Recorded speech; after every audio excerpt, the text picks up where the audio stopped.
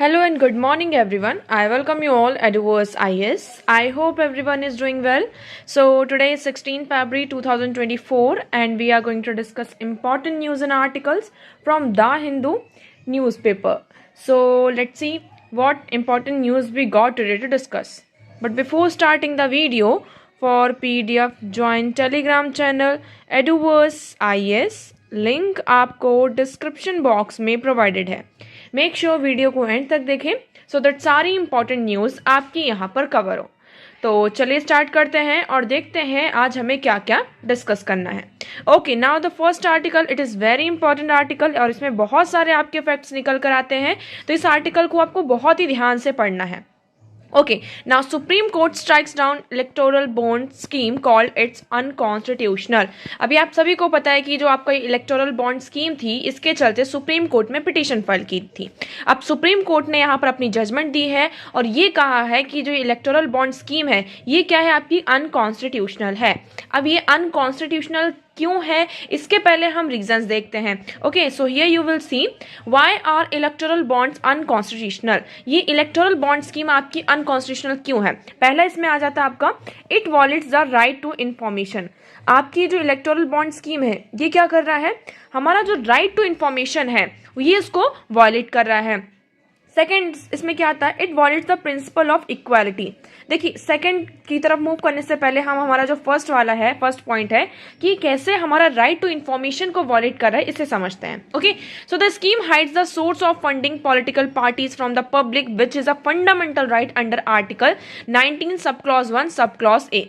Okay, now यहाँ पर आप सभी को पता है freedom of speech and expression का, ठीक है, आर्टिकल 19 के अंदर आपका ये फंडामेंटल राइट है ना. इलेक्टोरल बॉन्ड स्कीम में क्या होता है, एक तरीके से अगर पहले इलेक्टोरल बॉन्ड स्कीम के बारे में अगर हम देखें तो इसमें एक्चुअली होता है, हमने कई बार वैसे इसे डिस्कस किया, एक बार हम फिर से इसे डिस्कस करते हैं. इलेक्टोरल बॉन्ड स्कीम ये होती है, फॉर एग्जाम्पल किसी भी XYZ को यहाँ पर पॉलिटिकल, किसी भी पॉलिटिकल पार्टी को, फॉर एग्जाम्पल यहाँ पे ABC पॉलिटिकल पार्टी है, इस पॉलिटिकल पार्टी को फंडिंग देनी है. तो यहाँ पर पहले फंडिंग ऐसे नॉर्मली दी जाती थी, फिर इसके बाद क्या होता है, गवर्नमेंट एक स्कीम लेकर आती है, इसका नाम होता है आपका इलेक्टोरल बॉन्ड स्कीम. इसके तहत ये होता है कि आपका एक बैंक है जो उसे असाइन कर दिया, फॉर एग्जांपल SBI को असाइन कर दिया. अब यहाँ पर क्या होगा, ये बंदा SBI के पास जाएगा, कहेगा मुझे इस ABC पार्टी को क्या करना है, यहाँ पर डोनेशन करना है, मतलब what ever it is, funding करनी है, डोनेशन करना है. तो यहाँ पर SBI क्या करती है, एक पेपर इशू करती है ना, जिसे हम इलेक्टोरल बॉन्ड कह रहे हैं. और इस पेपर में मतलब इस पर्सन का जो नाम होता है, ये सारी चीज़ें जितनी भी उसकी पर्सनल आइडेंटिटीज होती हैं वो मेंशन नहीं होती है, सिर्फ ये एक तरीके का बॉन्ड होता है. ये आपका SBI के द्वारा इशू कर दिया जाता है, जो भी पर्टिकुलर बैंक है. और ये जो बॉन्ड है ये XYZ पार्टी अब क्या करेगी, यहाँ पर ABC पार्टी को, ये जो भी पॉलिटिकल पार्टी है, इसे यहाँ पर जाकर दे देगी. इससे एक्चुअली हो ये रहा था कि जो पर्सन है, जो भी यहाँ पे डोनेशन कर रहा है, फंडिंग्स प्रोवाइड कर रहा है, उसका नाम रिवील नहीं होता था. फर्स्ट ऑफ ऑल आपको ये समझने की जरूरत है कि उसका नाम यहाँ पर सामने नहीं आता था. अब इसमें ये जो इलेक्टोरल बॉन्ड स्कीम थी, इसका मेन उन्होंने कहा कि हम इसलिए लेकर आए क्योंकि इससे क्या होगा, ट्रांसपेरेंसी आएगी, ब्लैक मनी कम होगा, एक्यूरेसी, ये सारी चीजें आएंगी. लेकिन यहाँ पर ये क्या कर रहा है, राइट टू इन्फॉर्मेशन. अब आप सभी को पता है राइट टू इन्फॉर्मेशन ये क्या करता है, इस आर्टिकल को, मतलब ये जो हमारा राइट है इसको वॉलेट कर रहा है. क्यों, क्योंकि इसमें किस पॉलिटिकल पार्टी को कहाँ से, मतलब जो सोर्स है वो हाइड हो रहा है ना. आप खुद सोचिए कि इसको यहाँ पर फंडिंग तो मिली, लेकिन कहाँ से फंडिंग मिली, किसने फंडिंग दी, ये तो पता ही नहीं है ना. उस पर्सन का नाम पता है, कुछ भी नहीं पता, मतलब पब्लिक को नहीं पता. ठीक है, पब्लिक को इसके बारे में कुछ भी नहीं पता है कि पर्टिकुलर पॉलिटिकल पार्टी को ये फंडिंग कहाँ से मिल रही है. सो the scheme also enable black money. इसके तहत क्या हो सकता है, आपका जो ये स्कीम है आपकी ब्लैक मनी को इनेबल करती है. अब आपके पास यहाँ पर आपने करोड़ रुपए दे दिए, क्या वो करोड़ रुपए आपकी खुद की कमाए, ब्लैक मनी भी तो हो सकती है ना. So foreign funding, corporate influence in political and which harms the public interest and the sovereignty of the nation. So supreme court ने ये कहा कि ये क्या कर रहा है, हमारा जो राइट टू इंफॉर्मेशन है उसे वॉलेट कर रहा है. Second, it violates the principle of equality. अब ये इक्वालिटी के प्रिंसिपल को यहाँ पर क्यों वॉलेट कर रहा है, कैसे वॉलेट कर रहा है. इक्वालिटी वाला कॉन्सेप्ट कहाँ गया, इंफॉर्मेशन वाला तो ठीक है कि आपने पर्टिकुलर डोनर की जो आइडेंटिटी है उसे हाइड करके रखा ना. इक्वालिटी वाला कॉन्सेप्ट कहाँ आता है, अगर हम इलेक्टोरल बॉन्ड स्कीम को पढ़ेंगे तो उसमें ये है कि 1%, मतलब अगर किसी भी पॉलिटिकल पार्टी को 1% ऑफ वोट मिलता है तभी वो पार्टी क्या है, एलिजिबल है for the electoral bond, otherwise उसे यहाँ पर इलेक्टोरल बॉन्ड नहीं मिलेगा।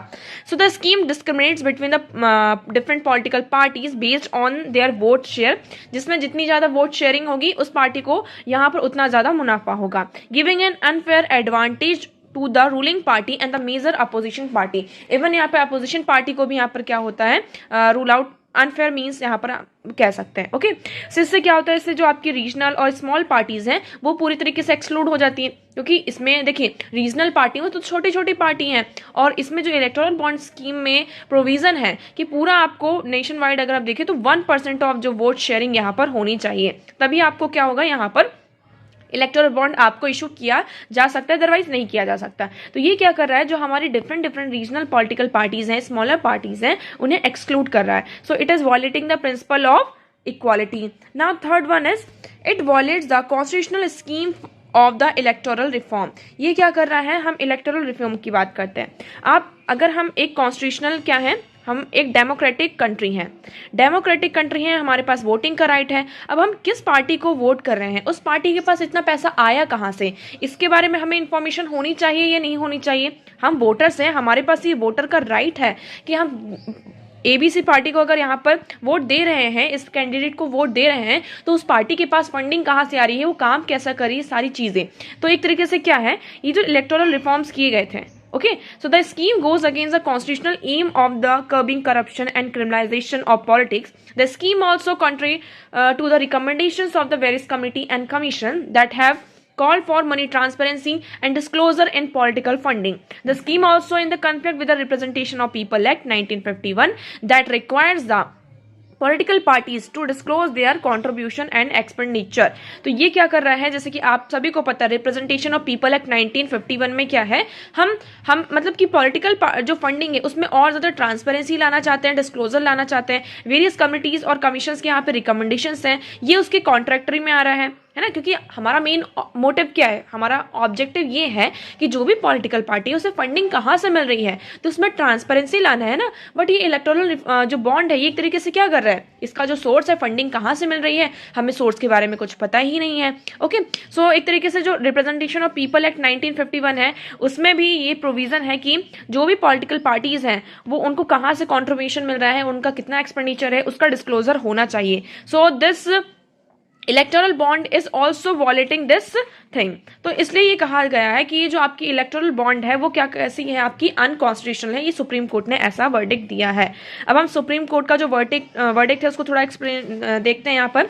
जैसे कि ये क्या कर रहा है, आपका right to information under article 19 sub clause 1 sub clause ए को यहाँ पर क्या कर रहा है, जो हमें freedom of speech and expression का राइट है, ये इसको वॉलेट कर रहा है। ओके, सुप्रीम कोर्ट का यहाँ पर रैशनल क्या था, there is a deep association between money and politics, money enhance access to legislation and raises the legitimate possibility of quid pro quo or mutually beneficial arrangements such as favorable policy changes, economic inequality contribute to the political inequality. तो यहाँ पर ये कहा जा रहा है अगर political inequality होती है तो ये किसको कंट्रीब्यूट करता है, आपका इकोनॉमिक इनइक्वालिटी को कंट्रीब्यूट करता है।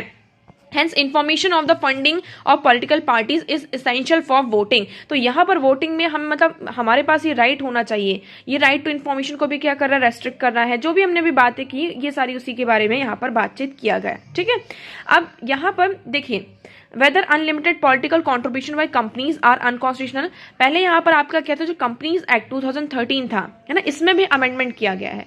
अमेंडमेंट पहले क्या था कि एक पर्टिकुलर जो गैप था कि ये पर्टिकुलर पार्टी है, ये कंपनी एक्ट है, इसके तहत ये कंपनी इतना यहाँ पे फंडिंग दे सकती है। लेकिन अब इसमें यहाँ पर इसको अनलिमिटेड कर दिया गया है। तो ये भी क्या कर रहे हैं, एक तरीके से जो contribution made by companies are purely business transaction made with the intent of securing benefits in return।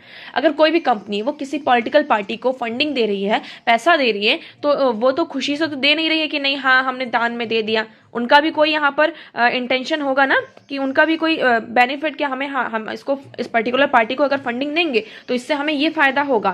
तो यहाँ पर ये कहा है कि जो आपका कंपनीज एक्ट 2013 में इसमें भी जो अमेंडमेंट किया गया है वो भी कैसा है, अनकॉन्स्टिट्यूशनल है। सो here you will see that आप यहाँ पर देखेंगे, यहाँ पर 5 जजेस की बेंच जो headed by the DY Chandrachud ji, हमारे जो चीफ जस्टिस ऑफ इंडिया हैं, उनके द्वारा इस बेंच को हेड किया गया था। और उन्होंने ये कहा कि the preceding amendments made by the representation of people act, the companies act and the income tax act. यहाँ पर आपको तीसरी चीज भी याद रखनी है कि ये क्या कर रहा है, रिप्रेजेंटेशन ऑफ पीपल एक्ट में आपका चेंज हुआ, अमेंडमेंट हुआ, कंपनीज एक्ट में हुआ, और इनकम टैक्स एक्ट में भी यहाँ पर क्या हुआ, आपका अमेंडमेंट हुआ। इनकम टैक्स में क्या कि अगर आपने फंडिंग दी है तो आप उसको जो इनकम टैक्स में आपको इजाफा पाने के लिए आप क्या कर सकते हैं, उस चीज को शो कर सकते हैं कि हाँ हमने इतनी फंडिंग दी थी, तो इसको यहाँ से आपको थोड़ा सा कंसेशन मिल जाता है। सो ये सारे क्या कर रहे हैं, हमारा जो right to information about political funding under article 19 sub clause 1 sub clause a of the constitution को वॉलेट कर रहा है। यहाँ पर सुप्रीम कोर्ट ने, आई होप आपको ये पूरा क्लियर होगा। अब इसी के चलते यहाँ पे सुप्रीम कोर्ट ने एसबीआई को पूरा ये ऑर्डर दिया एक तरीके से कि एसबीआई को फुल डिटेल्स यहाँ पर सबमिट करनी है। Though SBI to submit full details of bond purchased by the donor and subsequently encased by political parties since 12 April 1929 the Election Commission of India by March 6। तो यहाँ पर ये कहा जा रहा है कि इलेक्शन कमीशन ऑफ इंडिया की जो वेबसाइट है वहां पर एसबीआई क्या करेगा, जितने भी यहाँ पे डोनर्स ने इलेक्टोरल बॉन्ड को परचेस किया है, कहाँ किस पार्टी के पास गया है, पूरी जो इन्फॉर्मेशन है A to Z 1 मार्च 2024 तक की उन्हें क्या करना है, यहाँ पर प्रोवाइड करना है। आई होप आपको यहाँ पर क्लियर होगा। So election commission of India to publish the entire information given by SBI on its website by March 13 मतलब यहाँ पर कलेक्शन कब तक हो जाना चाहिए, मार्च 6 तक पूरा जो भी इन्फॉर्मेशन है वो सबमिट हो जाएगी और मार्च 13 तक वेबसाइट पर आपकी जो सारी इन्फॉर्मेशन है वो यहाँ पर मिल जाएगी। आई होप आपको ये पूरा क्लियर होगा। अब हम थोड़ा सा इलेक्टोरल बॉन्ड स्कीम के बारे में भी देख लेते कि आखिर ऐसी क्या थी ये स्कीम। सो ये क्या था, इसमें आप देखेंगे ये आपका फाइनेंस बिल 2017 के अंडर इलेक्टोरल बॉन्ड को एस्टैब्लिश किया जाता है, okay, as an interest free bearer product that can be purchased from the State Bank of India within the 10-day window in each quarter of the financial year। तो हर साल के financial year में SBI से 10 days के मतलब 10 जब यहाँ पे ये अनाउंस होता है आप इलेक्टोरल बॉन्ड को क्या कर सकते हैं, परचेस कर सकते हैं। On January 29 2018 the electoral bond were implemented. तो देखिए 2017 में इसको यहाँ पर लेकर आया था, 2018 में इम्प्लीमेंट होना स्टार्ट हो गया था।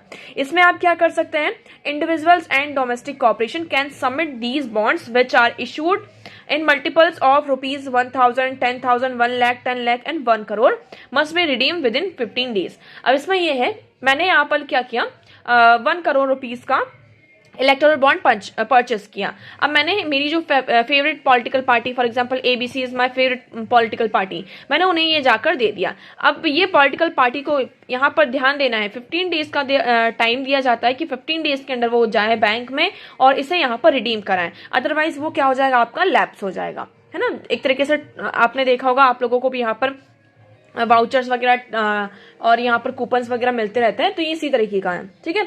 सो इसमें कंडीशन क्या होनी चाहिए, किस पार्टी को यहाँ पे कितना वोट मिले, मतलब कि इलेक्टोरल बॉन्ड मिलेगा। So any party that has registered under the section 29A of the Representation of People Act 1951 and the received at least 1% of the votes cast in the most recent General Assembly election is eligible to acquire electoral bond।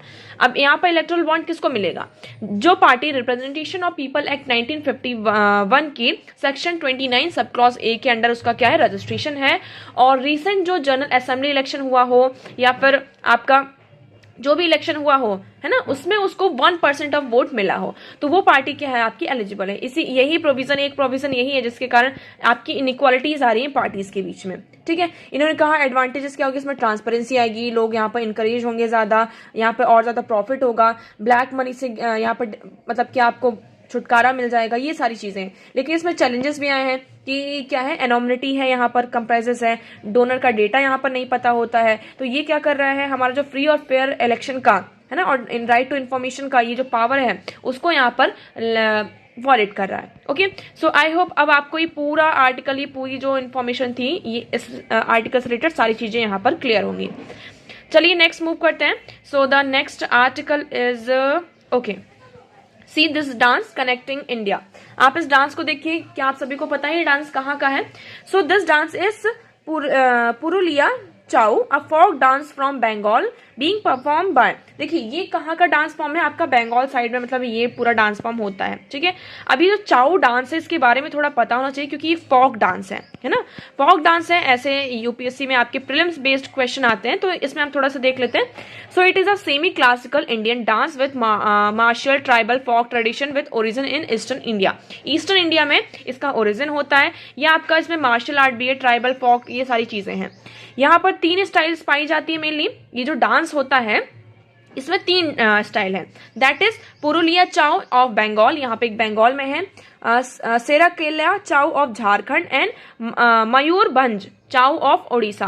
तो ये 3 dance form है। अब इसमें आप देखेंगे the story enacted by Chhau dancer include those from Hindu epics of Ramayana and the Mahabharata, Puranas and Indian literature. तो इसमें जो डांस फॉर्म होता है, जो डांस होता है, इसमें ये लोग क्या करते हैं, देखिए आप इस तरीके से ये पूरा मास्क वगैरह लगा के इस तरीके से पूरा ट्रेडिशनल वेयर में पहनकर जो भी हमारे एपिक्स रामायण महाभारत पुराण जो भी अदर इंडियन हिंदी लिटरेचर्स हैं, तो उनके यहाँ पर स्टोरीज को क्या करते हैं, डांस के फॉर्म में परफॉर्म करते हैं, ठीक है। तो ये इसलिए यहाँ पर थोड़ा सा हो जाता है।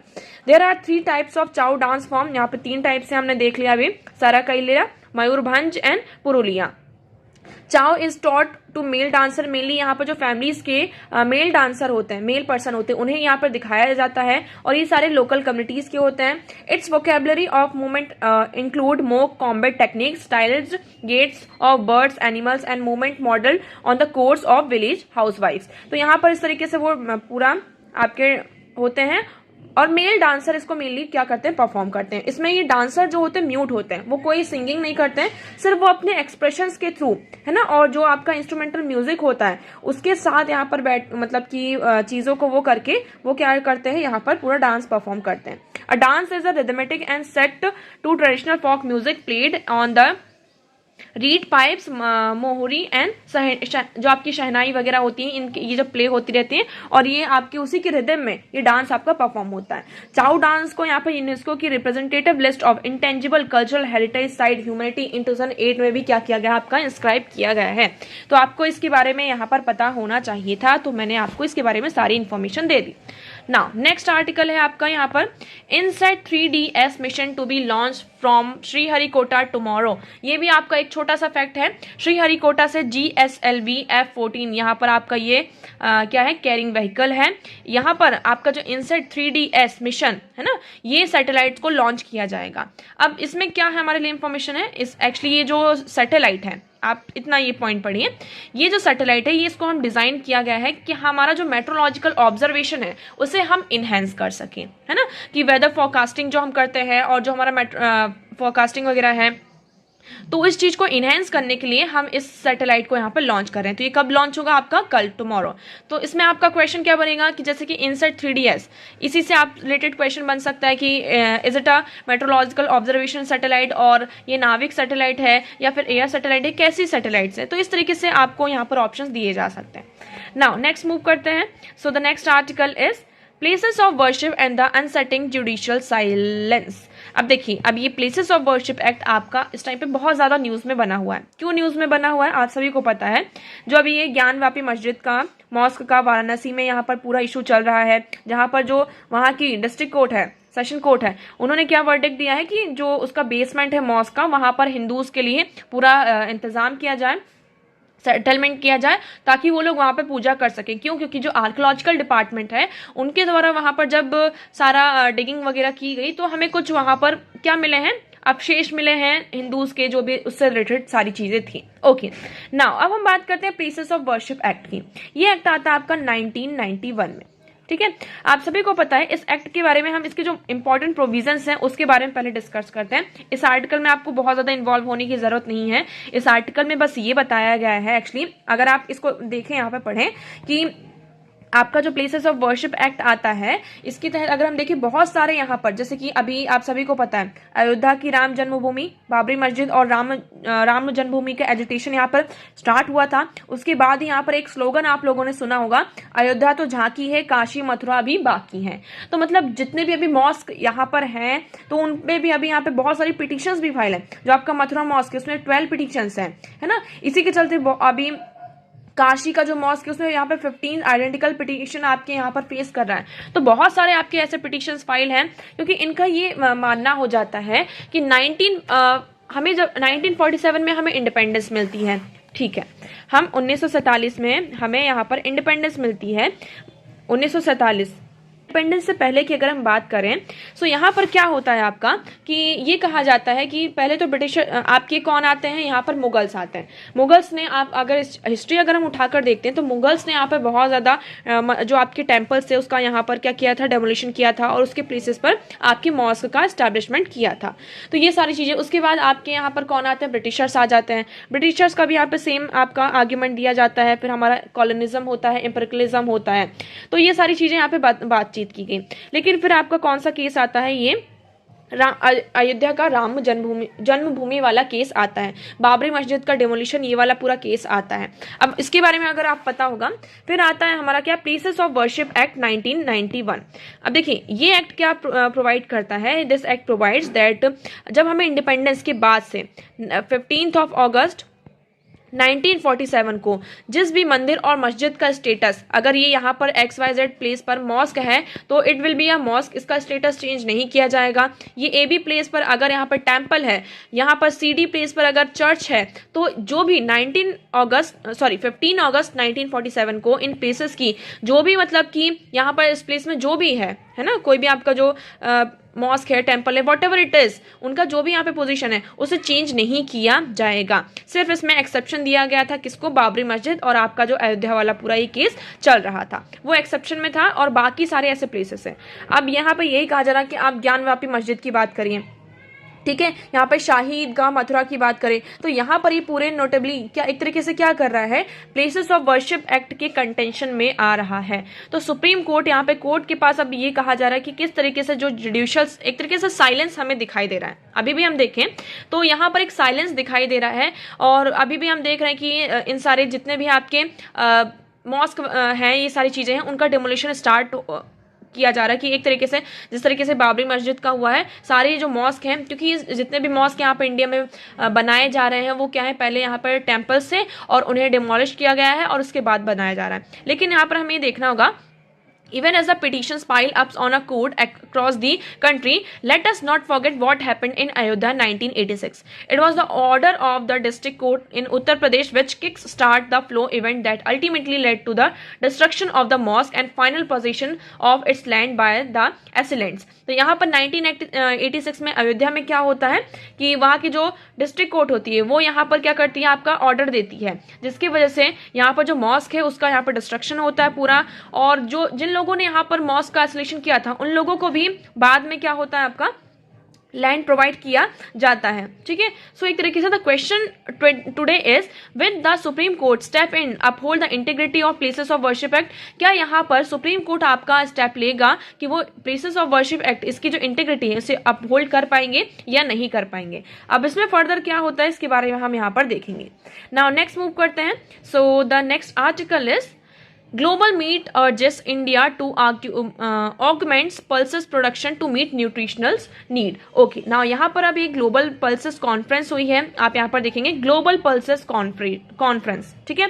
ये एक एनुअल मीटिंग होती है जिसमें जो पल्स प्रोड्यूसर्स होते हैं और जो प्रोसेसर्स होते हैं, ट्रेडर्स होते हैं, ये सारे एक साथ आते हैं। उन्होंने ये सजेस्ट किया है इंडिया के लिए कि इंडिया का जो पल्स प्रोडक्शन है ना, इसमें यहाँ पर जो भी न्यूट्रिशनल रिक्वायरमेंट्स है, सारी चीजें, इसका जो प्रोडक्शन होगा, इंडिया से अर्ज किया है कि आप इसमें क्या करिए, ऑगमेंट कीजिए और इजाफा करिए ताकि ज्यादा से ज्यादा क्या मिल सके, लोगों को इसका बेनिफिट मिल सके। सो The center has taken adequate measures to improve pulses cultivation in the country by increasing the minimum support price regularly. अब यहाँ पर सेंटर ने ये कहा है कि हम हर साल मिनिमम सपोर्ट प्राइस को क्या करते हैं, इंक्रीज करते हैं, जिससे कि हम क्या कर सकें, जो भी मतलब पल्सेस का कल्टीवेशन है कंट्री में उसे इंक्रीज कर सकें, है ना। और इसके तहत ये भी कहा है कि on MSP he said the centre has assured a price of 50% over the actual cost of production. यहाँ पर जैसे कि MSP, यहाँ पर जो आपका पल्स प्रोडक्शन है उसमें 50% क्या किया गया, प्राइस को एश्योर किया गया है, ओके, कि उन्हें यहाँ पर रिटर्न्स में मिलेगा ही मिलेगा। इस तरीके से क्या होगा, इन्वेस्टमेंट और आपका जो रिटर्न्स है अट्रैक्टिव बनाया जा रहा है, तो लोग यहाँ पर प्रोडक्शन क्या कर रहे हैं, ज्यादा से ज्यादा कर रहे हैं। तो the MSP is the highest today with increase as a high 117% in मसूर 90% इन मूंग दाल, 75% इन चना दाल, 60% इन तुअर and urad over the amount provided decade bag. तो यहाँ पर इस तरीके से आप देख रहे हैं कि किस तरीके से पल्सेस का प्रोडक्शन है, उस पर ज़्यादा यहाँ पर जो हमारे न्यूट्रिशनल नीड्स है अगर हमें मीट करना है तो पल्सेस के प्रोडक्शन पर क्या करना होगा, फोकस करना होगा। सो आज के लिए इतना ही। मैं उम्मीद करती हूँ आपको सारी चीज़ें यहाँ पर क्लियर होंगी, but still if you have any doubt you can ask in comment section. आज की वीडियो में इतना ही। अगर आपको वीडियो पसंद आया हो तो वीडियो को लाइक करना, चैनल को सब्सक्राइब एंड शेयर करना ना भूलें। So that's for all today. Thank you so much for discussion.